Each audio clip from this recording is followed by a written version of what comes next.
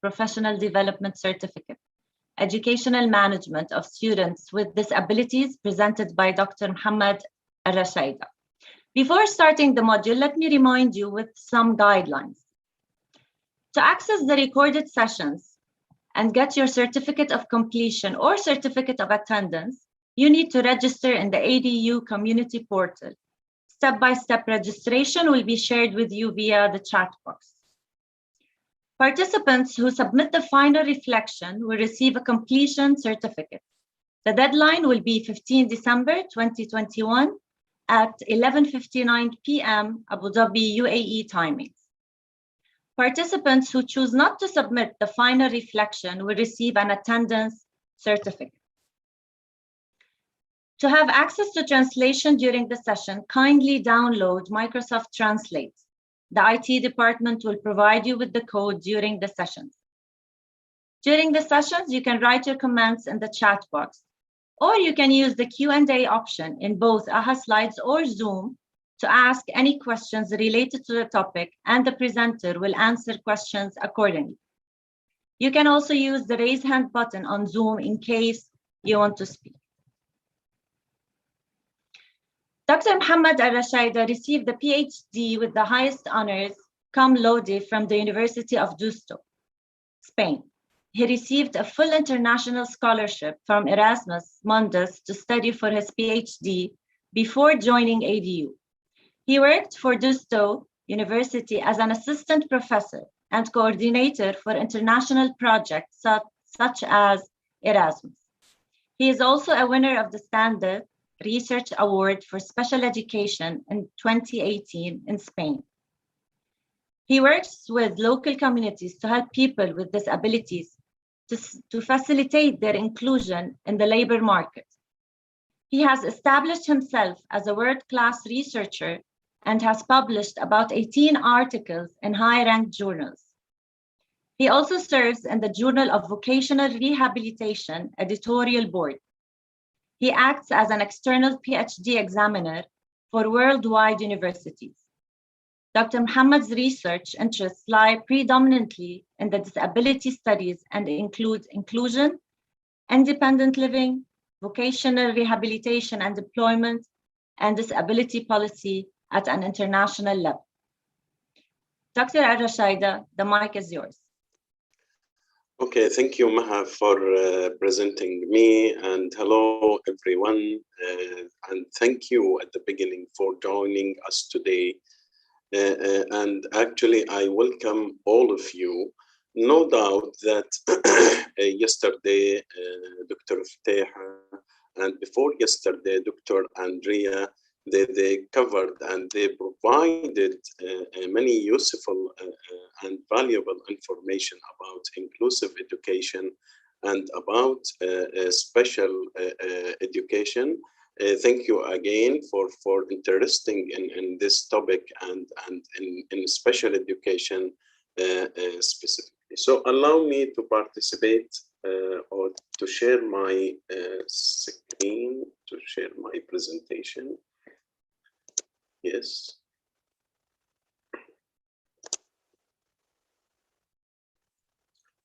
Okay, it's clear. Yeah, you can see my screen now. Yes, doctor. Yes, doctor. It's clear. Okay, thank you. So today, actually, I'm going to talk about a topic about educational management of students with disabilities. Mainly, the topic is about RTI, response to intervention, and UDL, universal design of learning. And during this presentation, we will have some activities, some questions, and later I will show you the code here that you can scan to answer and participate in our question. Okay, just a minute here. Okay.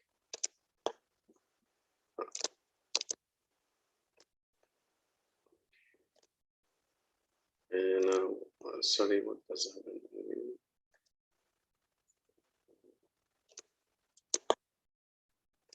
Okay, now I'm trying to back. Okay, stop. Okay,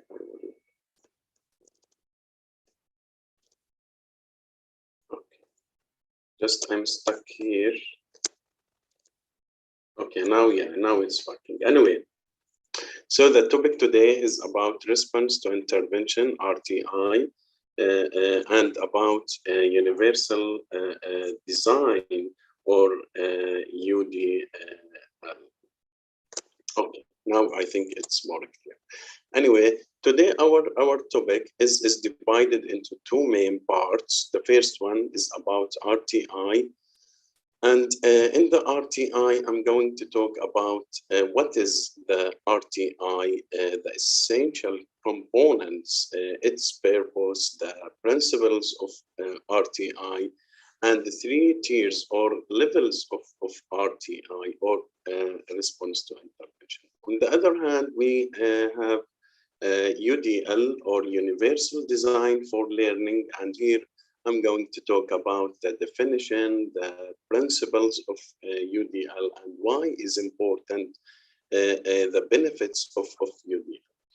And in fact, I will come to all questions, and I will try to answer all the questions as much as I can. So as you can write your question, and finally, we will have some questions, and I will try to answer all of them, inshallah.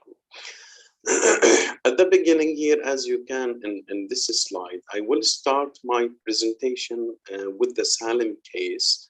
And please, during the presentation, think about this case as introduction, as a real case on the RTI. Salim is a first grader who has not yet developed pre-reading skills. His parents, his teacher, and a principal or his principal at the school want him to learn how to read, because the reading is a basic academic skills and is very successful and important for the future. Salim's teacher places a note about his reading problems in his file, and after that sent this note to the second grade teacher. When Salim starts the second grade, his teacher is already concerned about his reading difficulties. And here the teacher in a second grade, she works with him for several weeks to enhance the reading skills.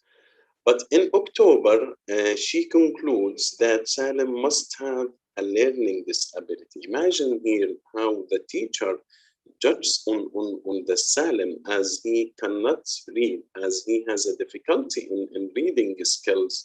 Imagine, and she said that must have a learning disability, and as a result, she refers him for the evaluation. As you know that in special education, to give a label, to classify or to say that is a person has such type of disability, we need to make an evaluation or assessment for him or her. So in October, she concludes that Salim must have a learning disability. So she refers him for evaluation.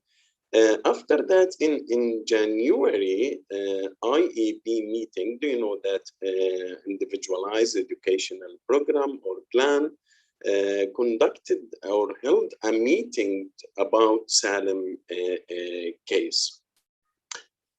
As a result, Salim scored at the low end of the average range on both academic achievement and cognitive or IQ testing. Do you know that as an evaluation assessment or as tools, we need to conduct IQ test to know the intelligence quotients for the child or students as an indicator for any type of disability, for example.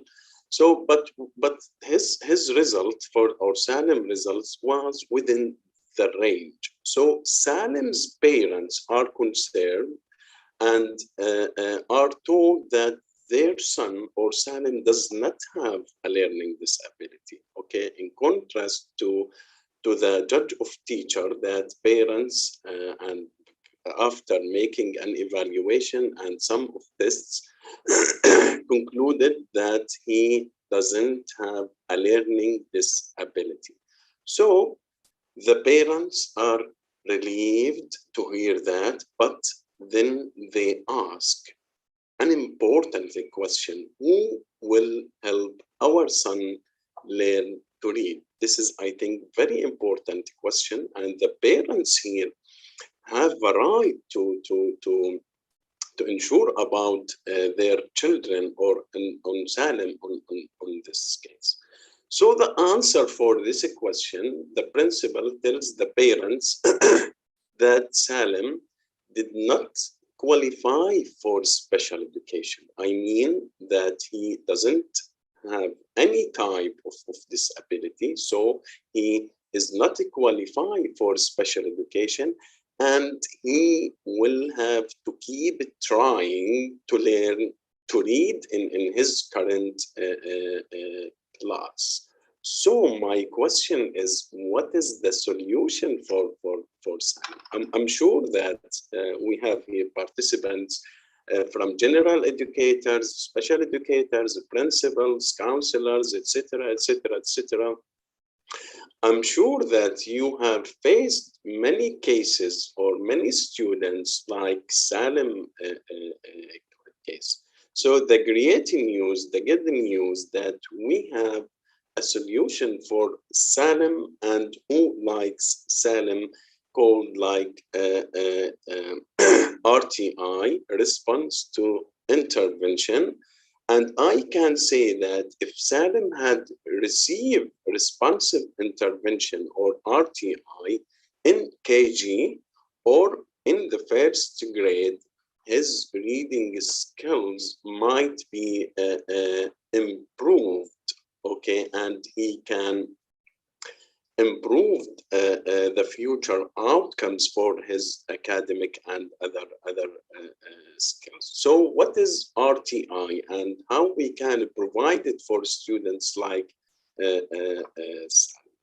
now? I think that here I have a question here. Did you implement RTI? Have you been implement RTI? Please, yeah, I need all of you to participate. Yes, yes, most of you, yeah, until now, yes, one, yes, no, yes, 2, 3, 5, okay. Thank you to participate. Actually, I encourage all of you to participate, just to help me how I can make our presentation and provided different information.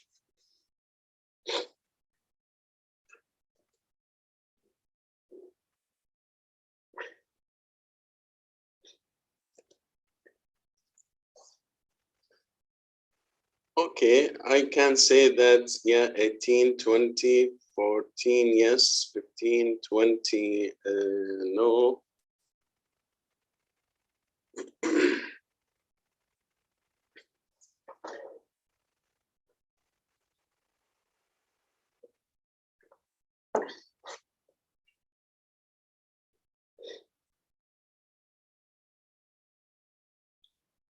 I think that, yeah, the answers yes and no are maybe similar, or like 19, 24, and I'm not sure about the rest if they have participated or maybe have an issue or something like that. So most of you, or half and half, maybe I can say it till now. Okay, thank you. So now let's go to another question. Before starting my presentation, what words come to your mind when you think about RTI? Please, here you can write any word comes to your mind when you think about response to intervention, RTI. So you can write here any words, yeah, to your mind when you think about RTI. Immediate, yes, immediate, yeah. Action, yes, action, very good. Assessment, it's very important. action taken. Yes, I think that I like this word, action taking. Support is very important. Yeah, support, because in RTI, now I'm gonna talk about the support that general teachers provided for most of the students. Action plan, evaluation, I think that it's very important.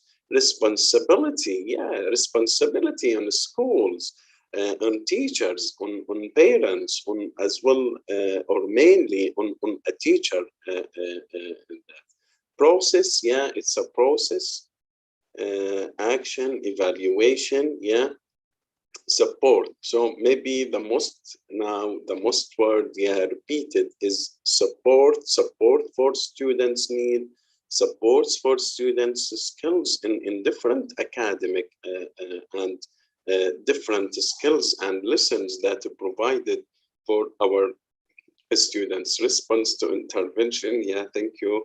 Immediate response, yeah, actually this is empowering, yeah, empowering.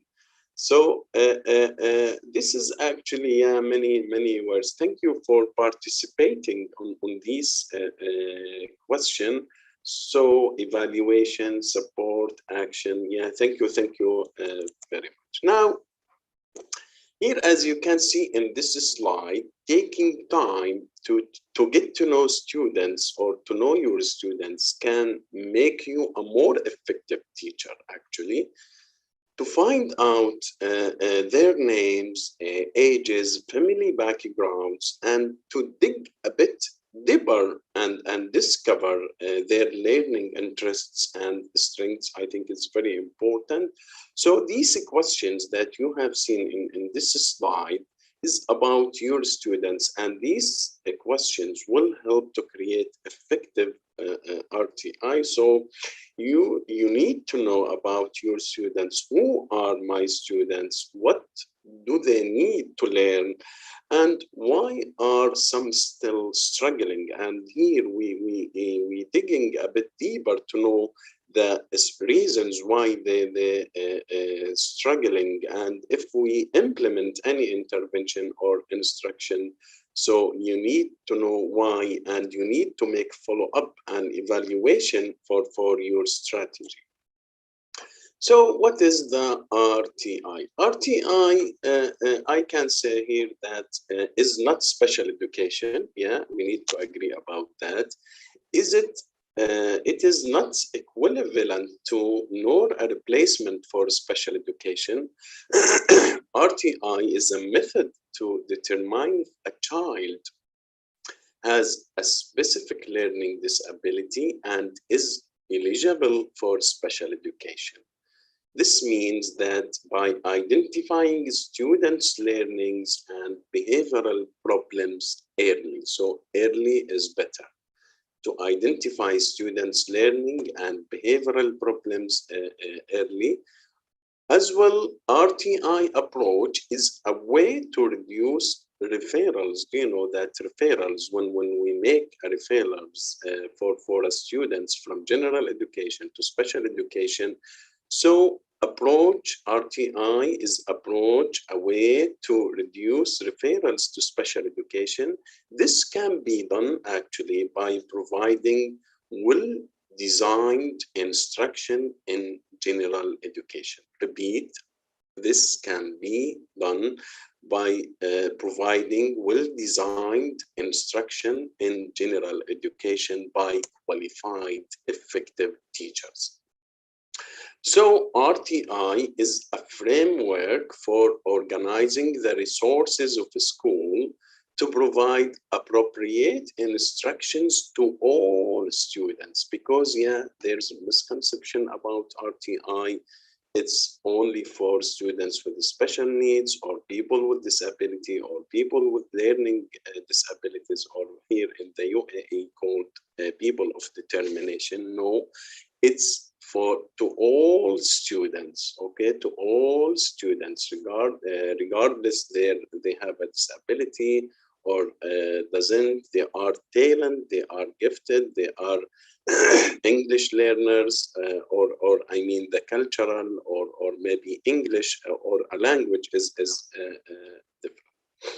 And here The early intervention when students experience academic difficulties is a key element in RTI. Do you know that the early intervention, early identification as well is a crucial, is a vital in RTI.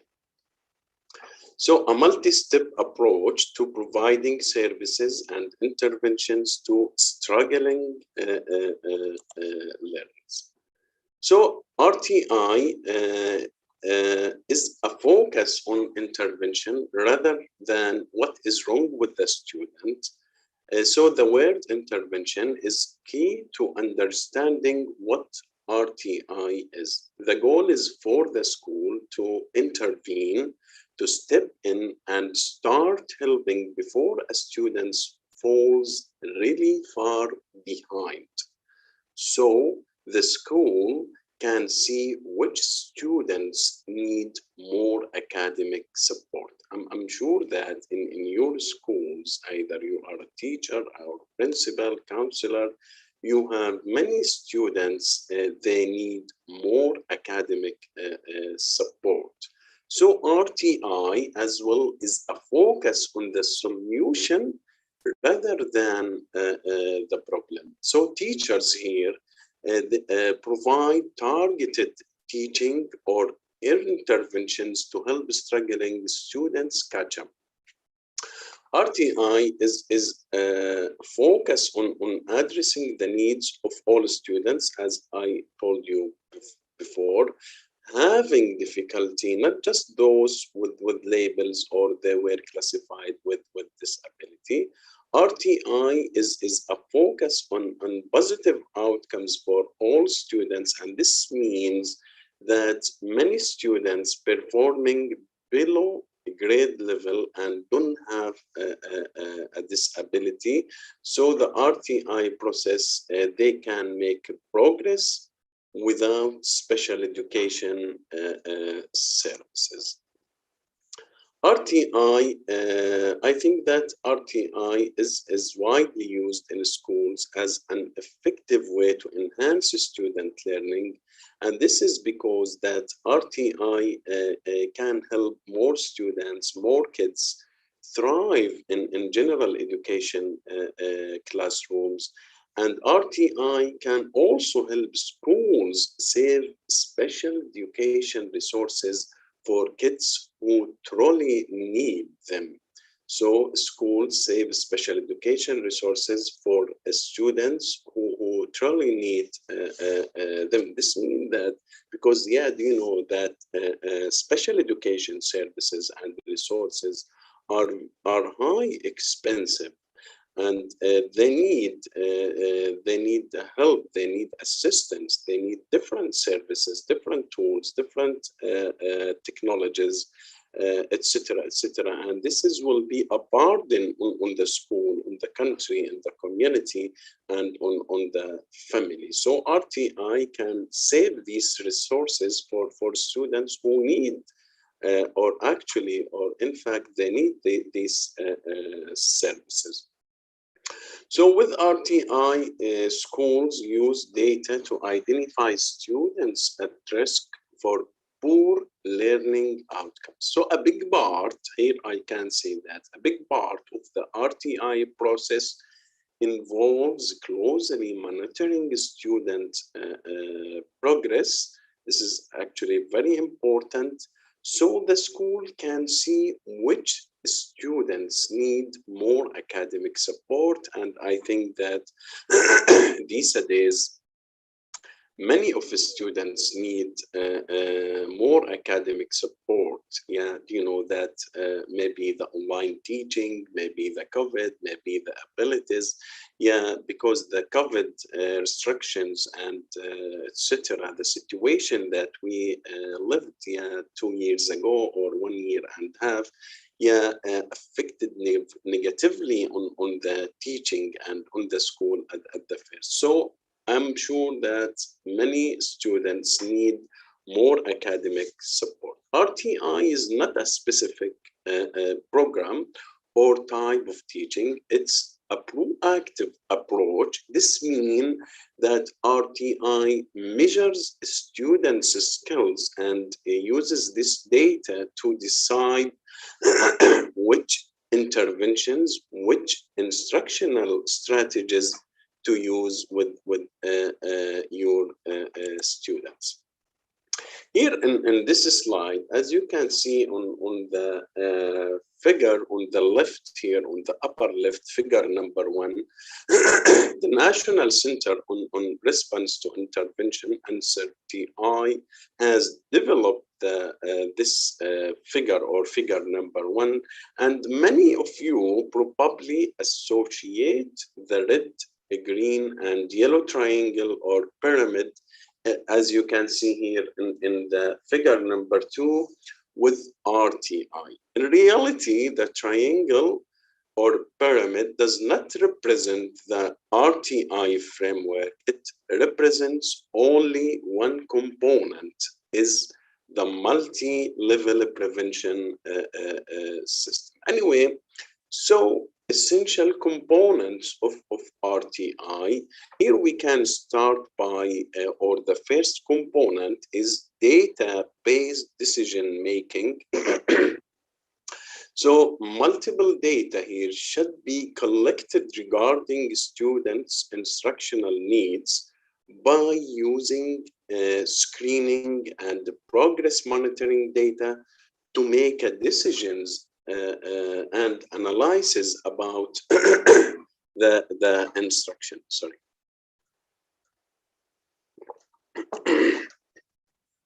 So data-based decision-making, the first component for RTI, or response to intervention. The second component is universal screening. Typically, all students at the class are assessed 3 times per year. In the fall, at the beginning of the year, in winter, in the middle of the year, and spring at the end of the year. So to identify and to predict students who may experience lower than expected academic outcomes, keep in mind that the purpose of this screening is no way diagnostic. Here, we don't make a diagnosis or to judge on the people that he has a disability, or maybe he is talent, he is gifted. No. Here, just we collected data on a student's needs, on the instruction, etc., etc. So the number 3, multi-tier approach or multi-tier approach. The multi-tier system is usually represented by a pyramid, as you can see in this in the figure number 2, and the model incorporates increasing intensity of instruction, offering specific interventions matched to students' needs. So as you can see in the figure number 2, or multi-tier approach, here we have tier 1, tier 2, and tier 3, that in the top of the pyramid. And in next slides, I will explain these 3 levels or tiers. The fourth component is progress monitoring to provide information about students' learning rate and the level of achievement, both individually and to compare with their peers. Usually, progress monitoring is implemented with individual students who have been identified at risk based on previous screening. So in summary, RTI is a preventive framework. RTI is not a new name for pre-referral process or referral for special education. So it's not a new name for that. So what's the purpose of RTI? Imagine the purpose or the primary goal, the primary purpose for RTI model is the prevention and remediation of academic and behavioral difficulties through effective classroom instruction and increasingly intense in intervention. So behavioral difficulties, do you know that in students, even at our children and our homes, etc., we faced many behavioral difficulties, many behavioral issues with the children, with the students, and they need interventions, they need solutions, they need specific strategies to manage and control these behavioral difficulties or these behaviors actually. Why? Because these difficulties and these behaviors actually they prevent the process of teaching. They will affect on teacher and on the other class. So the main objective of RTI is not to identify students for special education, but rather to help all students to succeed. So all students. So anyway, RTI can help you meet the diverse needs of your students. Do you know, now in these days, we have diverse needs, diverse culture, diverse academic, diverse language, diverse students in your class. So RTI can help you to meet these needs with your students.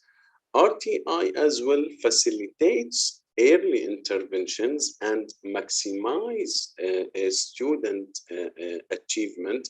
In fact, students needing extra support can receive it as early as KG or grade 1, as I told you before in the story of Salem. This will lead to less need for special education services. As I told you, it's very expensive. It needs a lot of people, teams, tools, etc., to provide for the students. Higher rates of higher school graduation when we implement RTI early, and when we implement RTI in effective way by qualified teachers, by qualified principals, schools, etc., less joblessness and fewer mental health problems. Why? Because the RTI as well for academic difficulties and for behavioral issue. So in summary, RTI is a preventive framework. RTI, as I told you, that it's very important to provide for your students. Here are the core principles of RTI.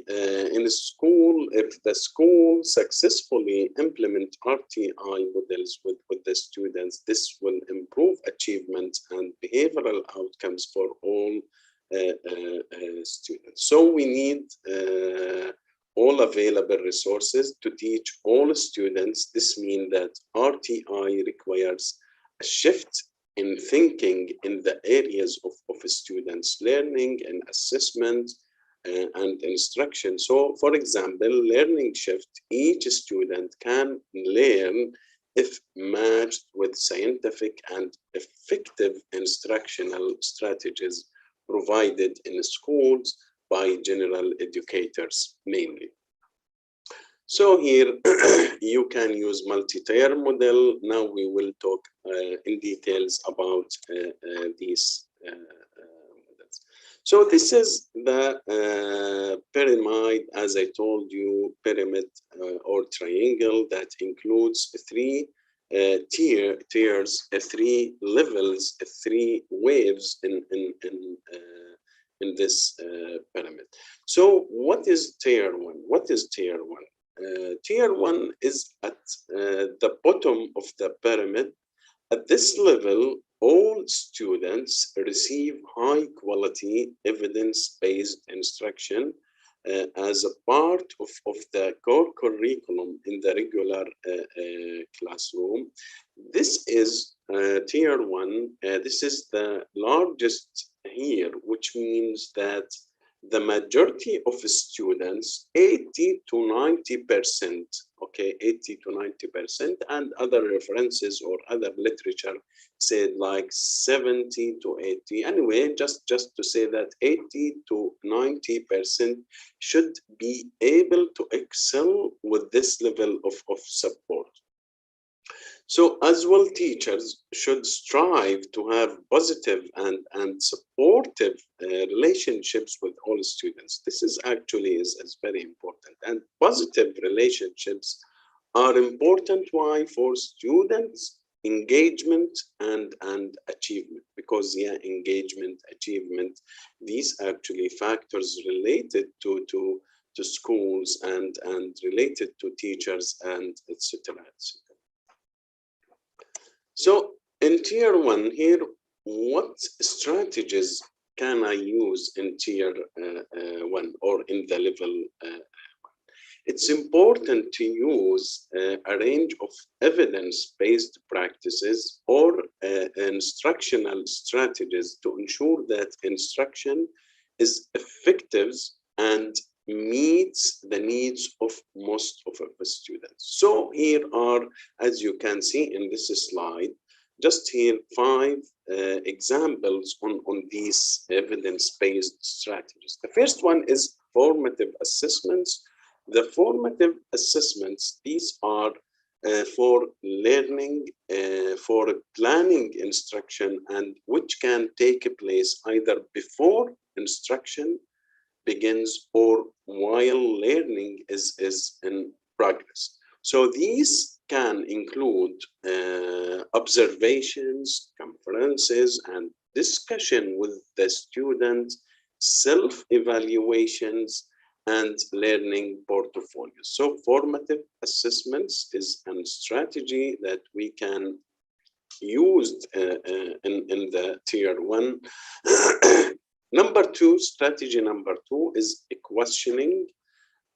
Teachers here can use questioning techniques to engage their students and to check for understanding and comprehension. So for example, after posing a question to your students, give them some time to think about the answer on their own. Then let them to discuss the answer with their neighbor or their classmate. They can exchange their ideas with their partners, gain new information, modeling, etc. So the question, another strategy, corrective feedback. When we are talking about corrective feedback, one of the ways students learn is by receiving feedback on their performance, actually. And this feedback helps them to correct their errors so they do not continue to make the same error in the future. Why? Because they have received a corrective feedback from their teacher. Cumulative review, the strategy number 4 is cumulative review. Review what? Review what has been taught monthly, weekly, or even daily to help students enhance their knowledge. And the final one, explicit instruction. And explicit instruction as a strategy, as a way to teach in a direct, structured way. And here we can say that when teachers use the explicit instruction, they make lessons crystal clear. This is, yeah, it should be clear, crystal clear. And they show students how to start and succeed on tasks. They also give them plenty of feedback and chances to practice. And explicit instruction consists of sequence of modeling, guided practice, and independent practice. And just here to remind you that explicit instruction, this strategy can be used not only in tier 1 actually, but we can use it across all three tiers or levels. Just to remind you, any question, any something, yeah, you didn't get it, you need more details, just write on the chat, and I will follow up to, or I will try to answer different question. So in tier 1, actually, how can I meet my students' diverse learning needs in tier 1 or in level 1? Do you know that inclusive classrooms have diverse students in academic skills, linguistics ability, behavior, and background knowledge? So it can be difficult for teacher mainly to plan instruction for diverse group. I know that the teacher, yeah, it's so hard for them to plan instruction for diverse group, and this will be an issue for the school, for the principal, etc.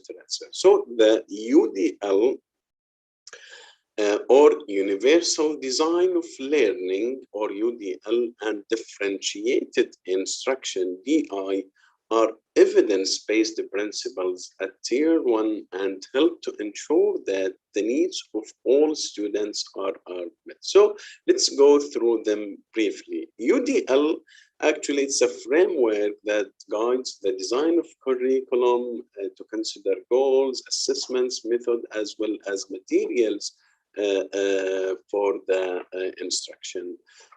But later, I will talk in details about UDL. So let's go to the differentiating instruction or differentiated instruction. So here, the teaching, or what does that mean? Teaching the same material to all students, okay, using a variety of instructional strategies.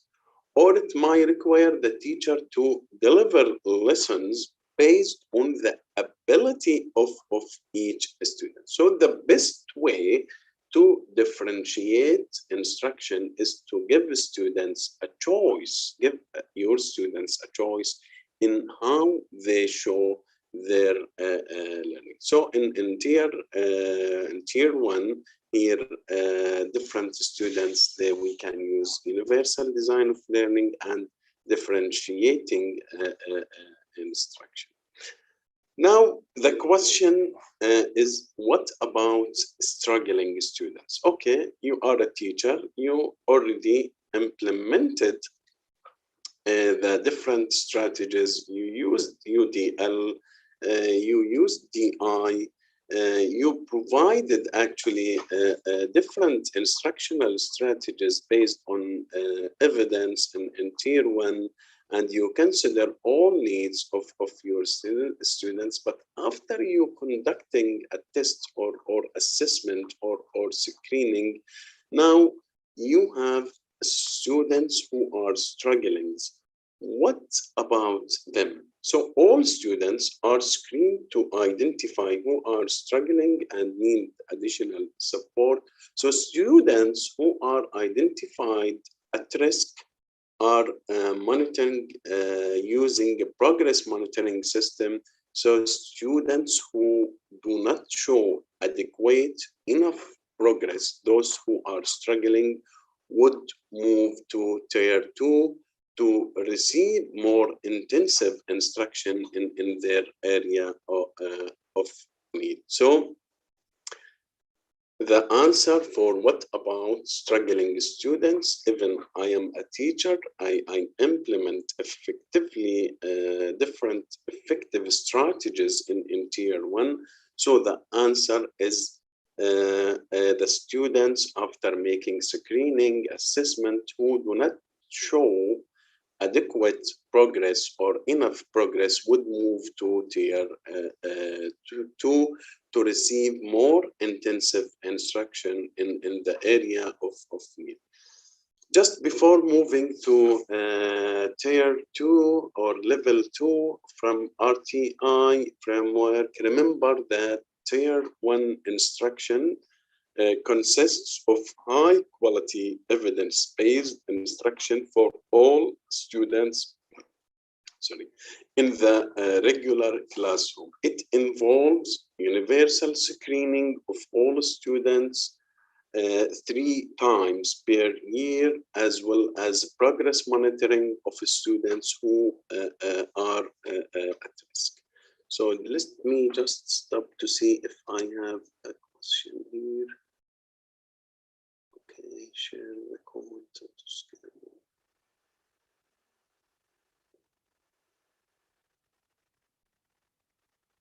Okay, so now,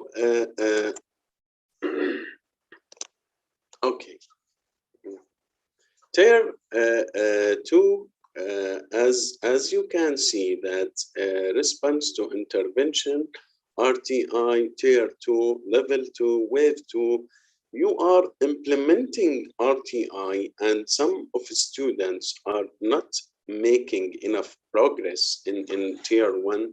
Here's what you should do. What is the tier 2? Tier 2, as you can see that students here receive evidence-based intervention in the area in which they struggle, and usually by the general education teacher.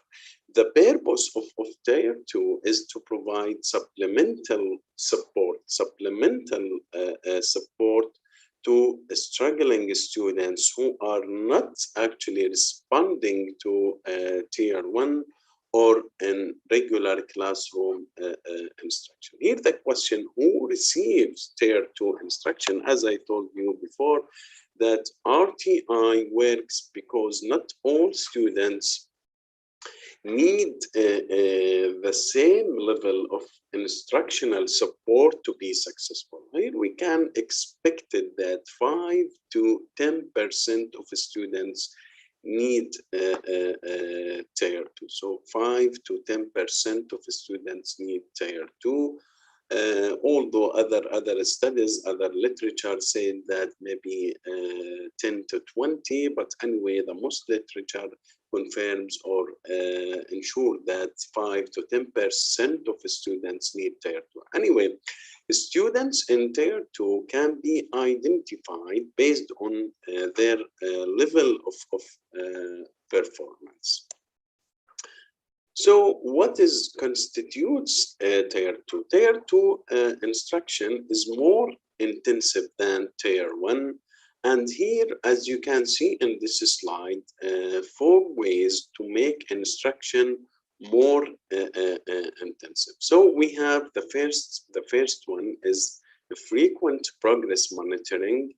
So this means universal screening takes place 3 times per year in tier 1, as I told you, in spring and winter and in fall. But in tier 2, only students who have been identified as at risk are assessed. So in tier 1, for all students, in tier 2, only students at risk we can assist, or making a universal screening for students are at risk. Their progress is monitored frequently, weekly or every 2 weeks. Another one is small group instruction. And here, when we are talking about small group instruction, whereas in tier 1, instruction takes place in the whole class for all students or at your class, but in tier 2, takes place in small groups of 3 to 5 up to 8 students for 20 to 30 minutes per day, 3 to 5 days per week, and tier 2 intervention typically lasts 8 to 15 weeks. Anyway, in small groups, teachers should use evidence-based instructional strategies, including giving corrective feedback, questioning, peer-mediated instruction. And peer-mediating instruction, it's like a peer tutor, or the students as a tutor for the teachers. Anyway, and explicit instruction. The number 3 in tier 2, we can say here that more opportunities to respond. This means to provide the students with more opportunities to respond, they are more likely to learn and master new skills. So, for example, you can use the choral response here, that when all of the students ask any question and they can answer all together at the same time, orally or written, and so on. The number 4 is reteach and review, and here that reteaching and reviewing concepts taught in tier 1 in a more explicit manner, and this can be done by providing additional opportunities to review, to practice, and struggling students have the chance to master those skills and catch up to their peers. Just here, remember that tier 2 instruction is meant to provide targeted support for students who struggle to meet grade level expectations. The goal of tier 2 is to remediate skills. Let's go to tier 3. Tier 3 here, as you can see on the top of the pyramid.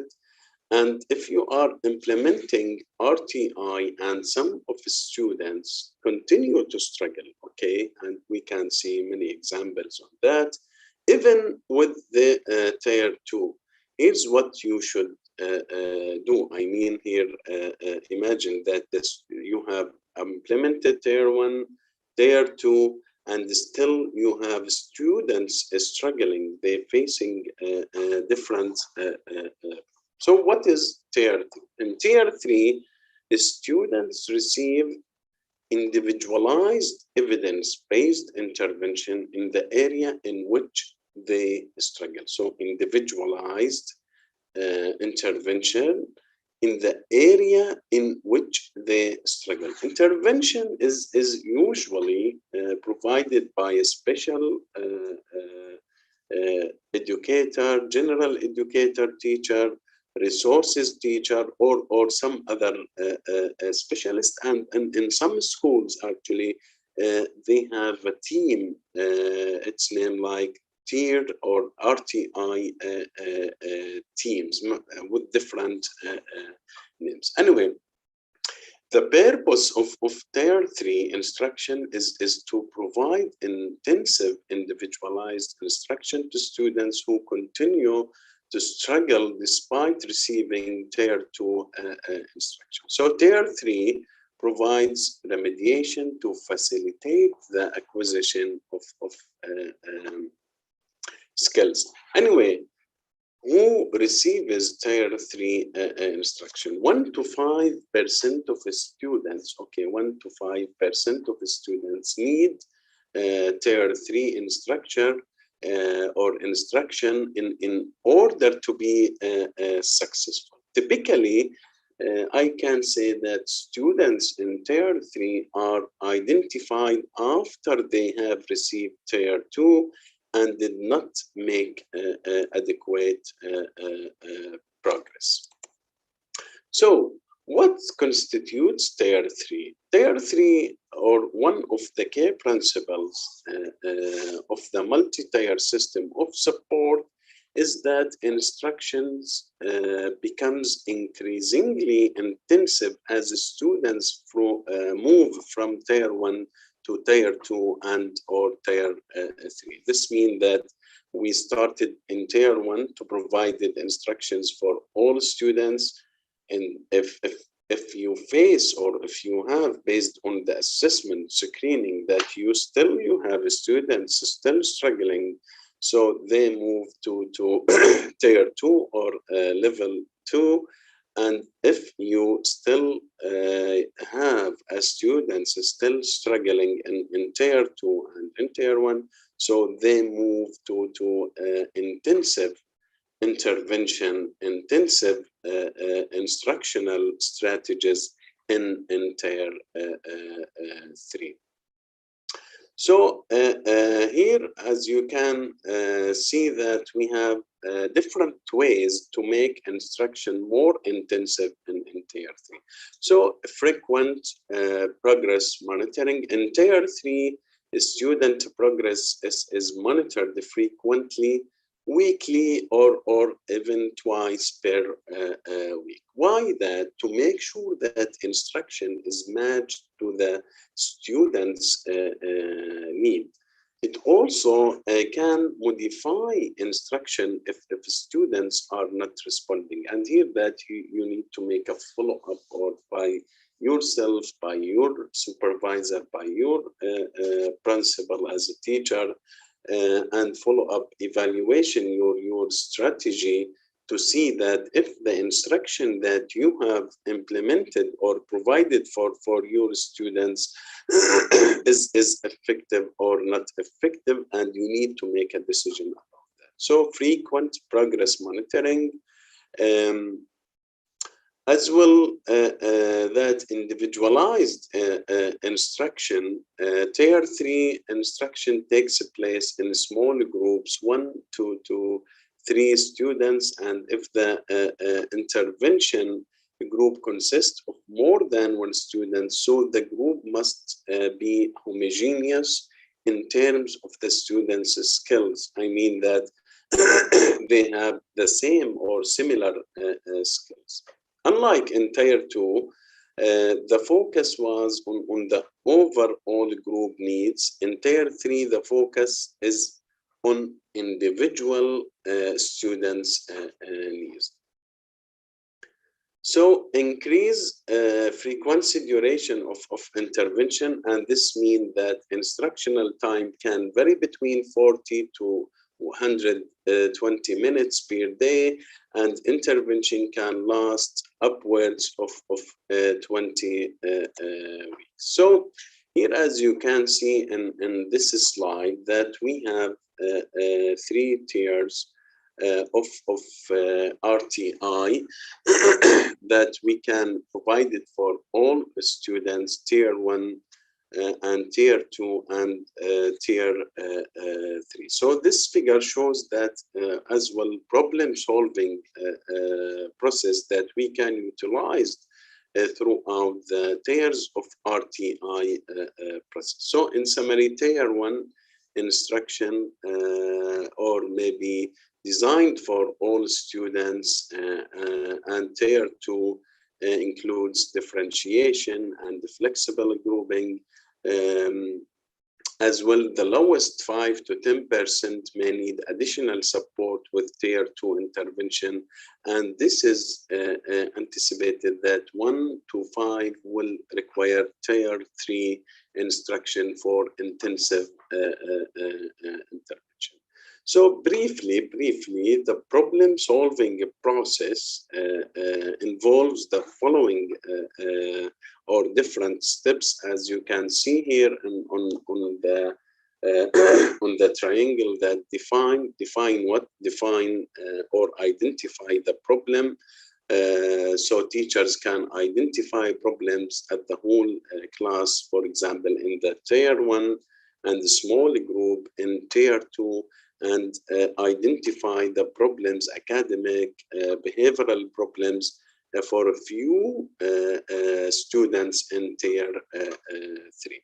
So analyze a problem, analyzes once a problem is defined. It's important to continue asking and answering questions to determine why the problem is occurring. So this is a problem analysis.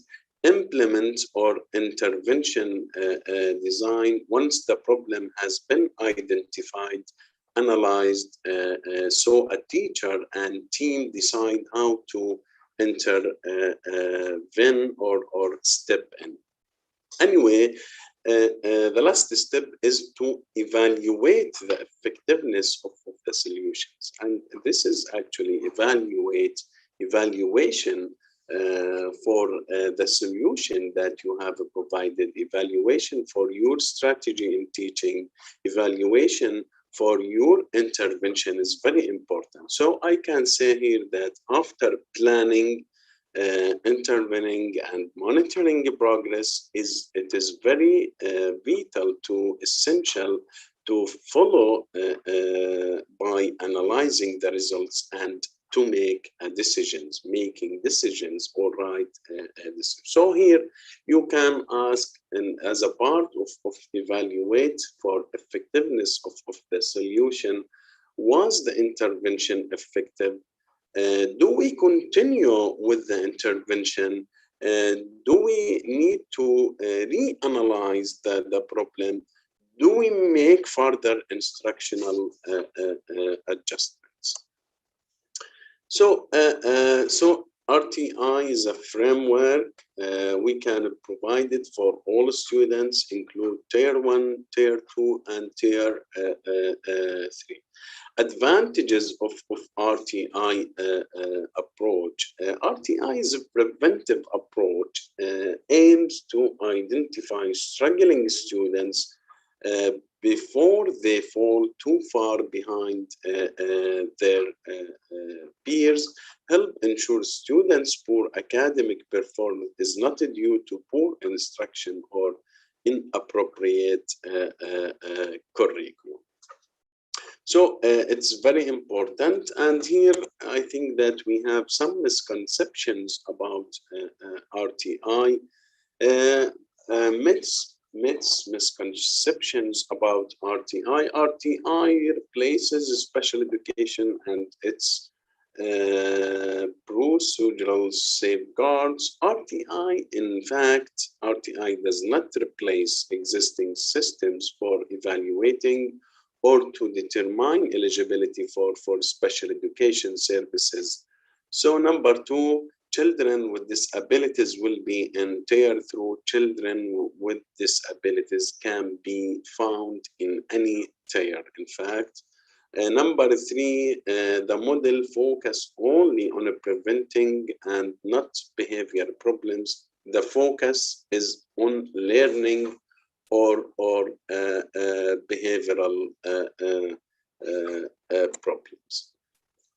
Here actually valuable resources that you can as a reference, as a resource for you if you want to implement and know more details about actually the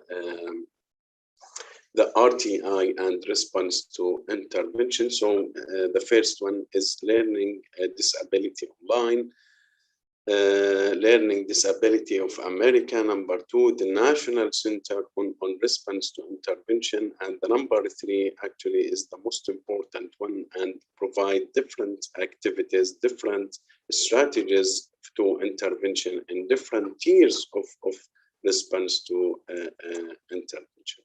Anyway, just before to continue talking about UDL, just let me check if I have a question here, just to okay, to try answer them early. Okay. Anyway, question.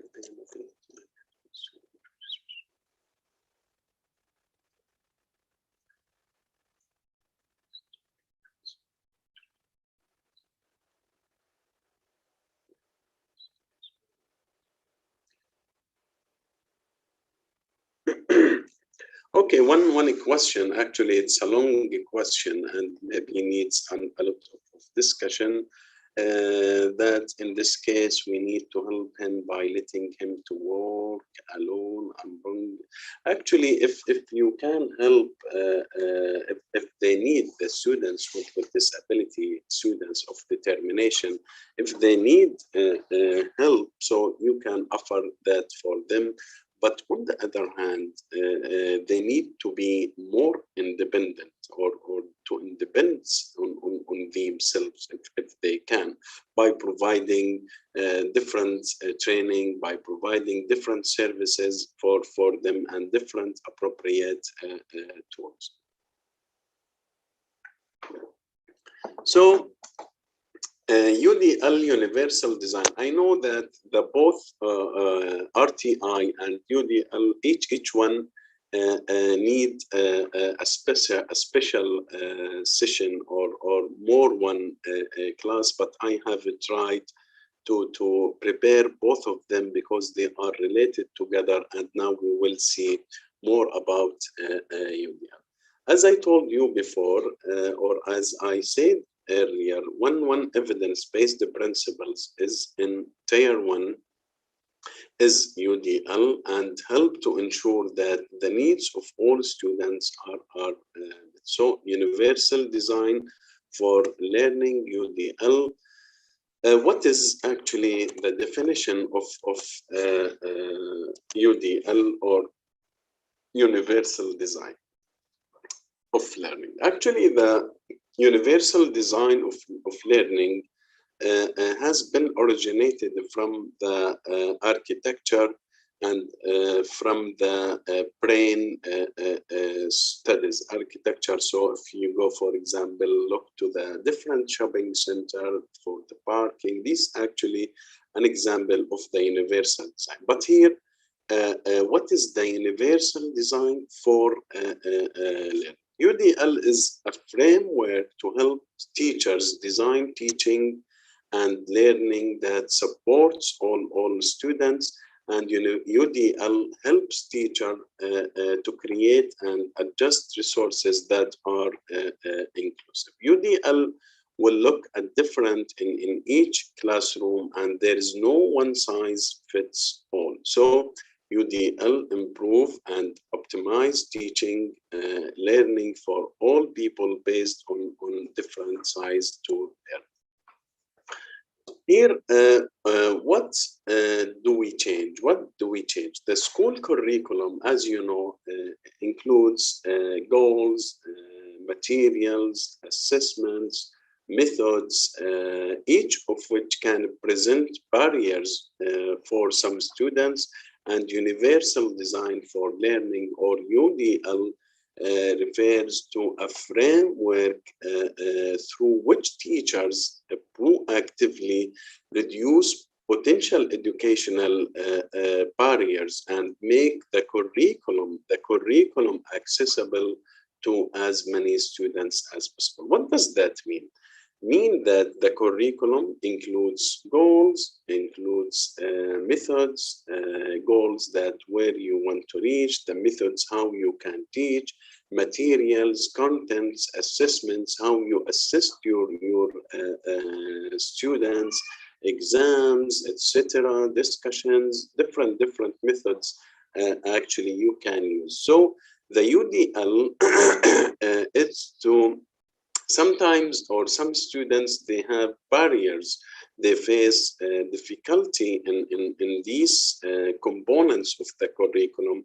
So the target of the UDL here, the teachers, they can work to proactively to reduce these barriers and make the curriculum accessible to as many students as possible.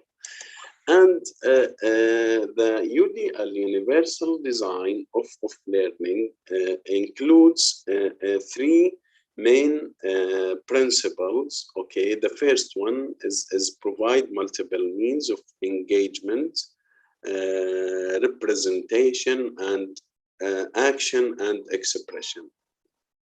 So each one has a set of guidelines explaining how to use tools to improve learning. So teachers can use each of these principles to make their information more accessible, okay, to increase student engagement in a classroom, and to develop inclusive evaluations and assessments for all. So let's go through them: engagement, representation, action, and expression as a main principles of UDL. So the first one, engagement. Engagement, it's very, very, very important how to engage your students. So multiple means of engagement, or the why of learning, okay? Engagement, or on another name like why of learning. This principle of engagement encourages educator to use different ways to motivate learning. Motivation, the motivation. If you your students haven't any motivation, even us, if we haven't any motivation for any skill or any type of learning, we will not do, we will not continue, etc. So the engagement motivates different to use different ways to motivate learners. So everyone becomes engaged by different types of tasks and different situations. So each one can be engaged by, for example, by video, by visual, by text, by technology, etc. So each student is unique in his or her learning style and abilities, and in the ways he or she engages in various learning opportunities. So each student is unique. Anyway, here just the strategies or guidelines to engagement. So know the strengths and weakness of your students, specific learning goals. Look here for the word of specific learning goals, not general, specific. Maybe to create and follow classroom routines, to prompts that let students to know it's time to ask for help. So sometimes they need a prompt from your side until they reach to be independent on achieving the task or the skill that you have provided for your students. Anyway, provide a flexible flexible classrooms that you need to differentiate in your strategies, differentiate in different styles and different methods with your students. So here the message that the first component, the first principle for the UDL is provide multiple means of engagement. Provide multiple means of engagement, differentiate different types of how you can engage your students by displaying videos, by discussion, by talking about their life, etc., etc. So as a teacher, I believe that you have experienced how to engage your students. And regarding the engagement, as I told, as we already all know that the online teaching may be different than face-to-face, but it's maybe sometimes it's so hard to engage your students, and I'm sure that most of you or all of you have this experience with the online teaching and virtual teaching, and maybe at the beginning you have faced many problems how to engage your students, how to bring their attention for your topic or for your class. So and now with technology, so let's back to the technology now, technology tools, different platforms, different programs that we can use to engage our students by watching a video, by games like Kahoot, different actually. You can do either face-to-face, you can make different activities. They love to play, they love to talk to each other. And so the first one is engagement, provide multiple means of engagement. The second principle in universal design for learning. So here, as you can see, some examples and guidelines on the representation, multiple means of representation, or what's of learning. So engagement, why learning, multiple means of representation, or what's of learning, the content. This principle encourages teachers to present information in a variety of formats. So the same concept could be presented in text. So maybe you can present in text through images, for example, through a video, via audio, maybe hands-on activities. This actually, you can use this method to display information in a flexible format, to adapt information for multilingual students. And multilingual students sometimes, they're struggling, or maybe they need more attention, specifically who came from different culture, from different language, etc., etc.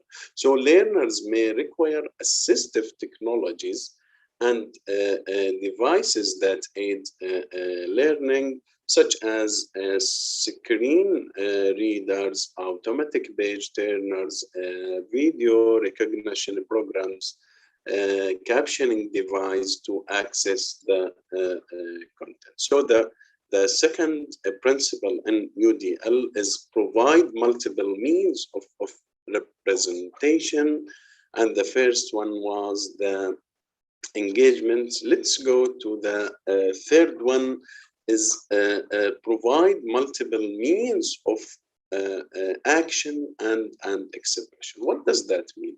Here, how of learning. This principle helps teachers, educators to provide students with a variety of ways to demonstrate what they have learned, to demonstrate what the students have learned. So learners, students differ here in how they navigate through learning environments and demonstrate what they know. For example, some students may prefer to express what they know through written text, visual or oral presentation, or a group project. So options as well, keep in mind, options for physical action and communication are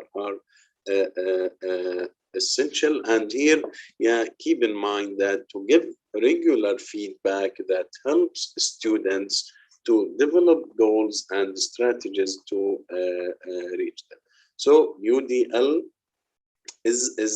includes three main principles: engagement, representation, and action and expression.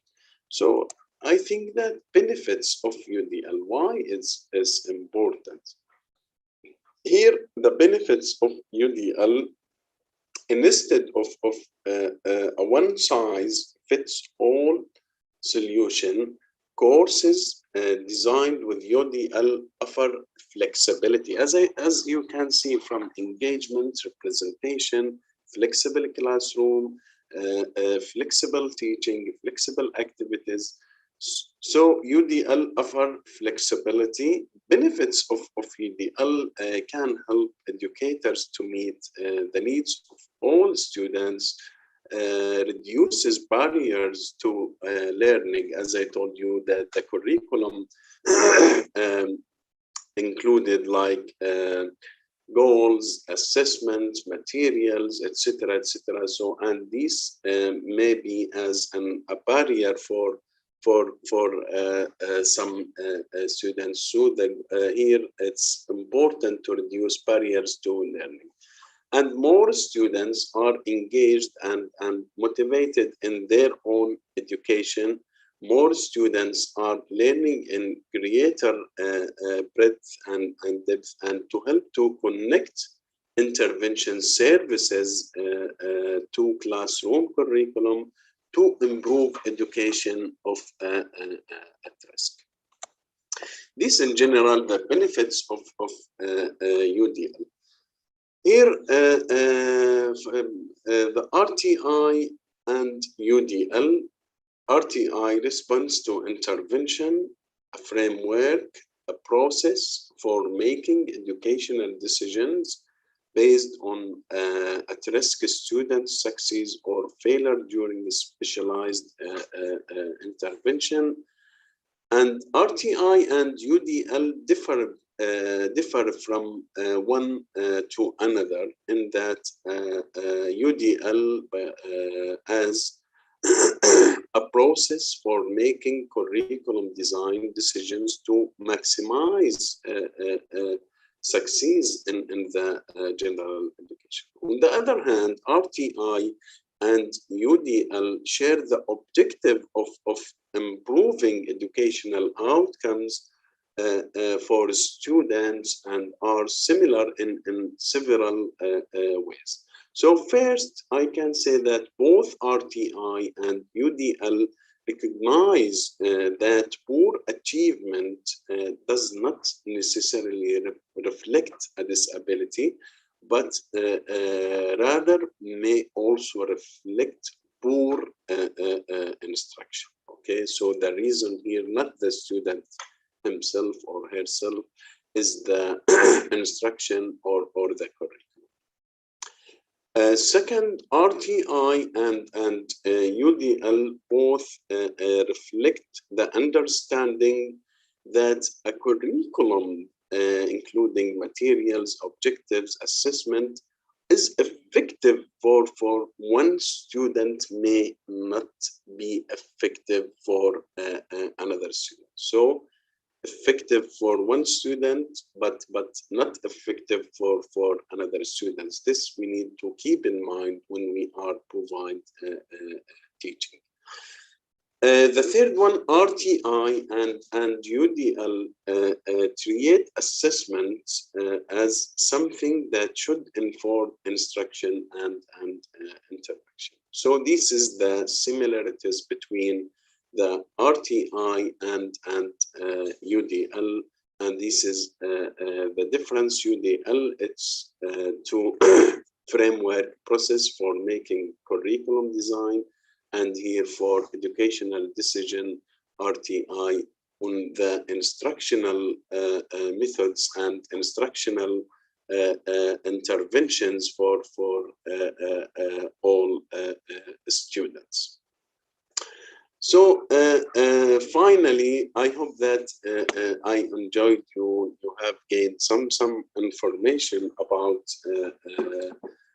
these UDL and RTI. And finally, just here, teachers need new knowledge and skills to successfully implement both RTI and UDL. Thus, professional development, PD, professional development, and ongoing support within the school is important. In addition, technology may be an important tool. So these as well valuable resources for UDL and different guidelines, different activities that you can find within these actual websites.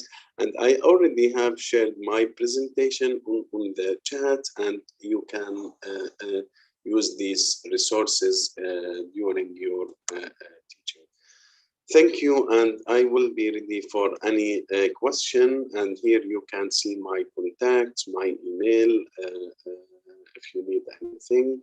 Anyway, just here, I have, before going to questions, okay, just here I have a few questions just to yeah, already started here. In response to intervention, RTI tier 3 requires intensive intervention.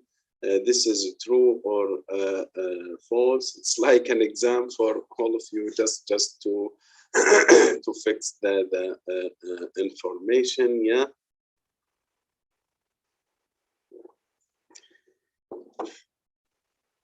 Yes, that's fine, true.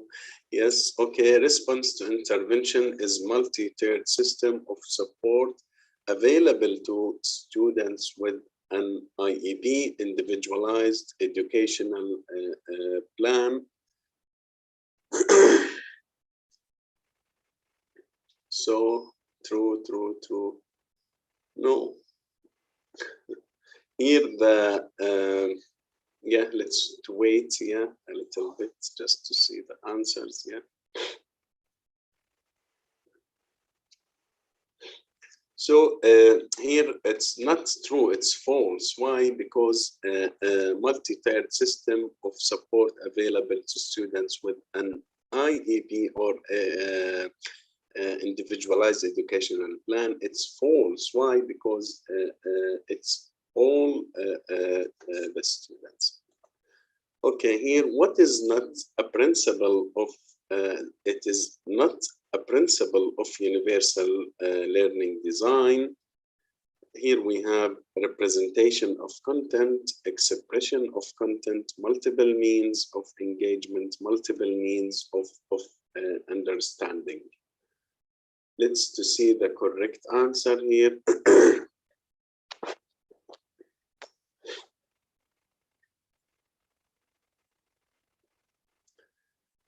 So still, yeah, expression, multiple means.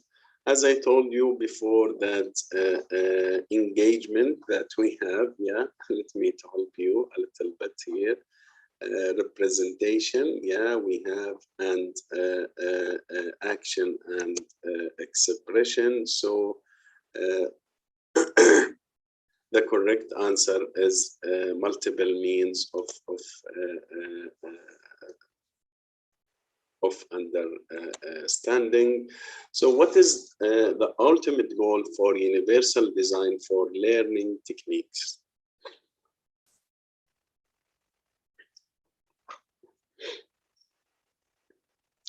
Universal assimilation, superior learning skills, eliminate barriers in student learning, increase difficulty of assessment. So what do you think? Yeah. Just let's see here the answer. Yeah.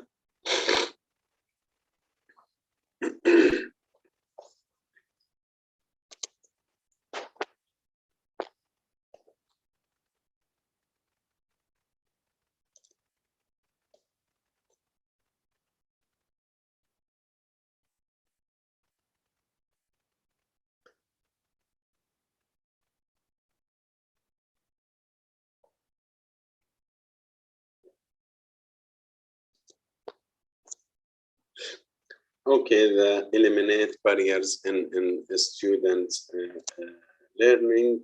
So all students receive effective instruction in tier 1.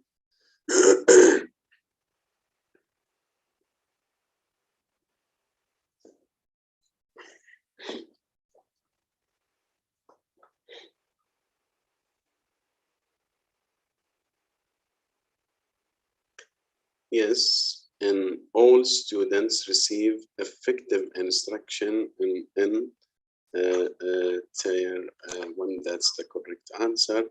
So serves the fewest number of students. Yeah, this to see the answers here. Yeah, from participants.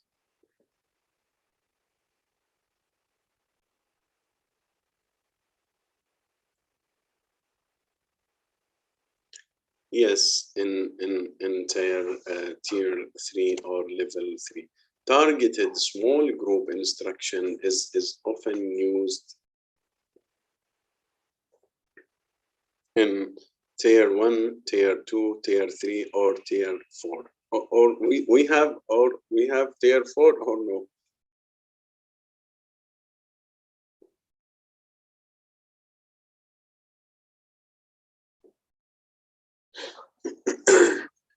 So in tier 2, that's correct. Yeah, I think that. So thank you very much for your participating and attendance this. Anyway, so let's to have a question. If you have any question, yeah, you can raise your hand. I'm not sure if I can here see the. So let me stop sharing. Okay. So any question? Yeah, any question? Dr. Muhammad, there is 2 questions in Q&A. Okay. So now, can I implement an individual personal plan at RTI Tier 2 and Tier 3 for my students? I'm not sure what do you mean that individual personal plan or individual educational plan. Yes, I think that Tier 1 for all students, and here the general educator can provide interventions, effective interventions for all students in tier 2 and tier 3. In tier 2, some of the students here receive more intensive and strategies and interventions for some of the students here, as I told you that. And in tier 3, more individualized for students and for. So I think that in tier through yes. The other question, okay, can you give us a little scenario of the difference between differentiation and differentiation? Actually is the individualized lesson plan for each student to ensure that or to maximize everyone potential. So in differentiated or instruction of type of instruction, the same material that we can provide it for all the students based on their ability, based on different actually difficulty that you students they have received. The inclusion, we have inclusion, we have inclusive education, we have mainstreaming, and here the literature actually is differ. Some of them said that like inclusion and inclusive education and mainstreaming are the same terms and they can use interchangeably. And others, yeah, saying like there's a little difference between them. So inclusion, when we say inclusion may be in the school, in the community, in the work sites, in companies, etc., and different types of inclusion. Regarding the inclusive education is education for all students without or except regardless or doesn't exclude anyone. I hope that I answered the different question. So what should be the strategy for adult learners? Actually, the different strategies that I said during the tier 1, for example, providing feedback, we can use it actually for both adults and children. Regarding the questioning, if you pose any question and how to correct for your students, either adults and learners. Actually, yeah, the strategies that we can use in tier 1 and tier 2 and tier 3, we can implement in both adults or different elementary students. But here, the ages, sometimes the type of activity, the type of strategy that you can provide is based on the age. Yes, can a teacher implement to adults, but it's better here to regarding the response intervention early, the early intervention from nursery, from KG. So I think it's very important. The early is better. Earlier is better. If we started earlier or early in providing RTI and effective actually strategies for our students, it will be better than later, and the results can be different. But I think that we can for does all special needs student fall into tier 3? Regarding the tier 3, here still we didn't make an diagnosis. Still in tier 3, we didn't say that this student has a disability or not has a disability, although or even that we have provided here individualized support, individualized teaching for students. So RTI can be provided for all students, including talents, gifted, special needs, disability, etc., etc. But tier 3 actually for the student who's still struggling, even they receive tier 1 strategies and tier 2. Okay, RTI can be applied in struggling student, not necessarily disabled ones. Yes, sure. Thank you, Crystalline.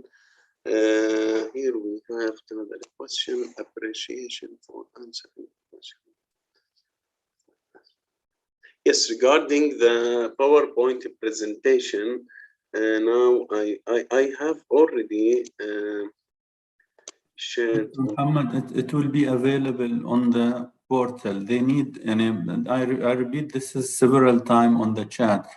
It's available. Yes, some of them still, we are uploading it, but it's available in the portal. It will be all presentation, all recorded session, and your certificate. To be able to download it, you need to access the portal. Otherwise, you will not be able to have the certificate. Colleagues, Maha, she explained this several times in her introductory session each day. I'm also uploading PDF file step by step to access the portal on the chat box. So please take care of this and access the portal so you will be able to access the material, the recorded session. Please share the link board. We shared it several times, Siddiq. In PDF, you need to go through, download the PDF and use the information inside, please. Thank you, Dr. Muhammad, for this clarification. Because many questions about the PowerPoint presentation. Please follow what Dr. Muhammad said. I'm not sure if we have another question, more questions. Yeah.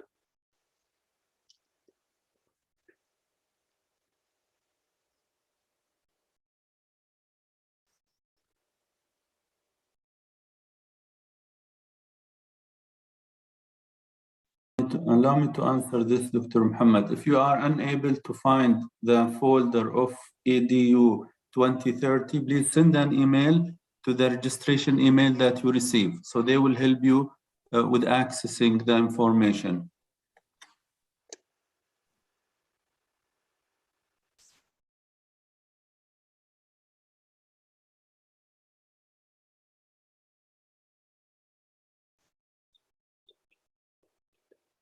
Anyway, so if we have no more questions, I would like to thank you again for actually joining us today about our presentation about RTI, and I hope that covered the two topics about UDL and about RTI, although each of one need maybe one class or more, and I hope to see you, or maybe next program will be face to face. Thank you very much and have a nice night.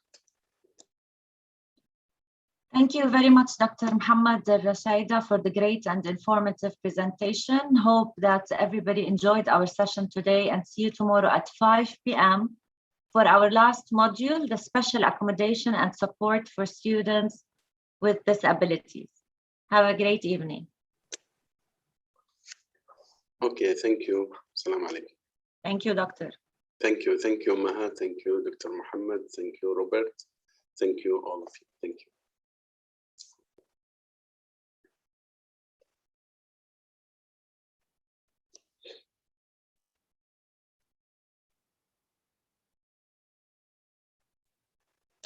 You can leave the sessions now, Dr. Muhammad and Dr.